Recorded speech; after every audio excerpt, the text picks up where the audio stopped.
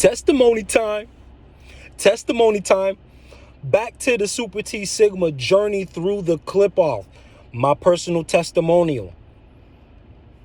So we did the abyss. Now let's do Gha'agsheblah. Gha'agsheblah. This sphere of the Qliphoth, when you step into this, now you understand you're past the abyss. We're doing it in that order, where now you're on the other side of the river. Remember, from the lens of the looking from within to without, looking from the inside to the outside, that river in the abyss separates the deep from the deeper. So this is a division now, where you're voted into the descent by a triad. And what is tri? That's three. So there's a trinity, there's a triangle, there's a delta that's gonna funnel you down. This is what this symbol is about. When you see people standing like this, they're letting you know that they're under the umbrella of Illuminism, because this is not this. You find this on the back of the dollar bill, the pyramid going up. But what they don't tell you is that there is a pyramid that goes down. There are no pyramids that are really pyramids. They're actually diamonds. The whole other part of the triangle that's facing down is lying underneath the surface. So the triangle points down now as you step into Gha'agsheblah from the abyss. Now that you swam across, and the different types of Qliphoths, different types of entities like Samael, Gamaliel, they'll take all of the right-handed aspects from you. They'll strip them away like layers. So the interplay in Gha'agsheblah is, look at it like a story of two sisters. You have Inanna, the Sumerian goddess, and you have Ereshkigal, the dark goddess of death.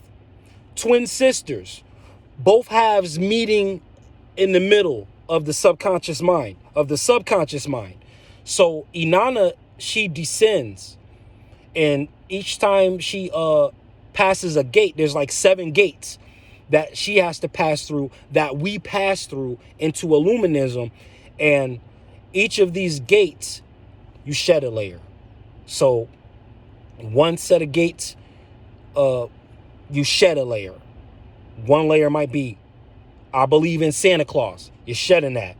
That's you taking off the overcoat. The next jacket might be the Easter Bunny, taking off the sweater. The next set of gates might be, you know what I mean, might be the Tooth Fairy. You taking off the T-shirt. So you see how this goes without being inappropriate. You're basically being stripped of an entire philosophy and philosophies. You're being stripped away of all that you believe, and you're voluntarily laying it down, because the triangle is pointing down. You're no longer pointing up. You're coming from up, pointing down. That's what you have to also understand about the Qliphothic tree of death. The structural cosmology of this tree is acknowledging you as a soul, and it's acknowledging you as an angel, really, because you're descending. The right-hand path is all about an ascension that seems to never take place unless you're one of the ascended masters of old. But what the Qliphoth offers is to allow you to know that you are already at the highest level. And now to make your mark and to materialize in concrete, make yourself concrete, you're descending into the physical world. But this happens on a mental alchemical level first. So you're shedding all of these layers, and now that all of those layers are gone and you have no more beliefs, you're going into it with the purest of curiosity. I'm putting everything that I think I know aside, and I'm saying, what is this? That's Gha'agsheblah. And Gha'agsheblah, the tone that it takes is circumstances. There you go. You got your scientific proof right there. For all of you empiricists or David Hume type of people who believe in empirical evidence, this is how you can test it out empirically. You're going to notice that the energies and people around you and circumstances are going to take a turn for the strange, because you're tapping in to a source of energy that we'll go into later in this journey through the Qliphoth. But you are standing face to face with what they call death. And death is a coded term to scare away those who still believe in the boogeyman. It's death to the old world. It's death to the old self. It's death to an outdated ideal. It's death to an old way of thinking. It is death, but it doesn't mean that you're losing yourself. You're losing your false self. You're losing the ego. See, all of this is the disposing of the ego, because it takes all of the experiences and prejudices from the outside to formulate the ego. So you're deconstructing that. And the particular entity that helps you there is Ashtoreth, also known as Astarte. Ashtoreth is the one that's the energy behind you saying, I'm going to drop all of the old familiar for the unknown new, because I have to do something different to get something different. This is my quest to be very well off spiritually, financially, psychologically.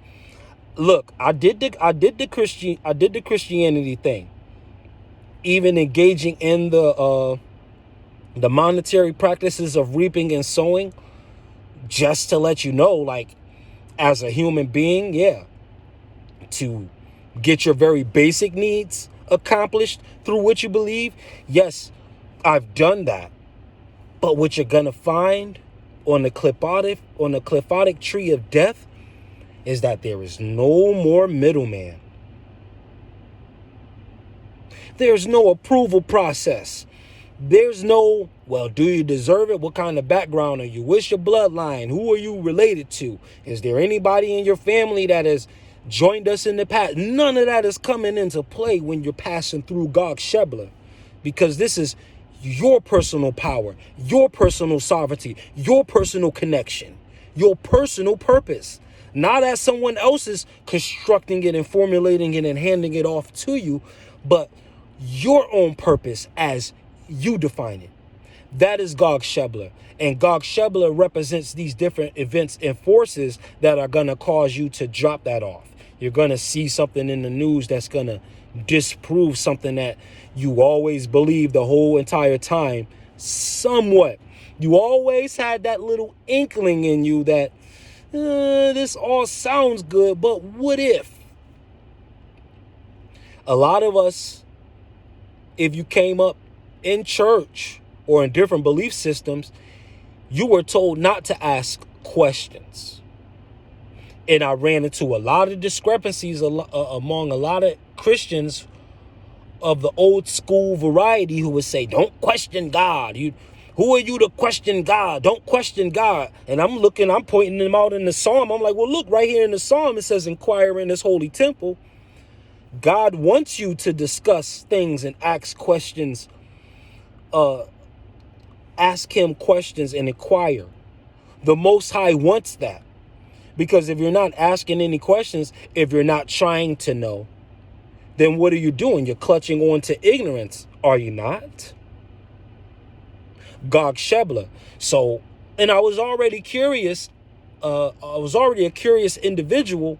My favorite word from the time I could talk until like maybe the age 13. And even now at 41, my favorite word is why. W-H-Y. My favorite word is why. W-H-Y. So the why is what Gha'agsheblah is pointing to in your experience. Now that you've made your decision, now that you've made your choice, now you can see the world reacting to you a different way. People, animals, circumstances responding to you as a as a signet of acknowledging your personal sovereignty. So don't shrink away at it when it starts to get weird and chaotic. Don't shrink away. Don't run back. Don't jump back in the river and try to swim back to safety. Go deeper. Don't go swimming back to that middleman. Don't go swimming back to those steakums when you're a lion who's supposed to be hunting gazelle in the jungle. Don't settle for a steakum. That's less than your caloric intake as a lion. You're going to be a skinny lion. So Gha'agsheblah is about taking these elements and the energies of the demon known as Ashtoreth is going to help you solidify your choice in this rebellion between what you were told and what you're getting ready to learn.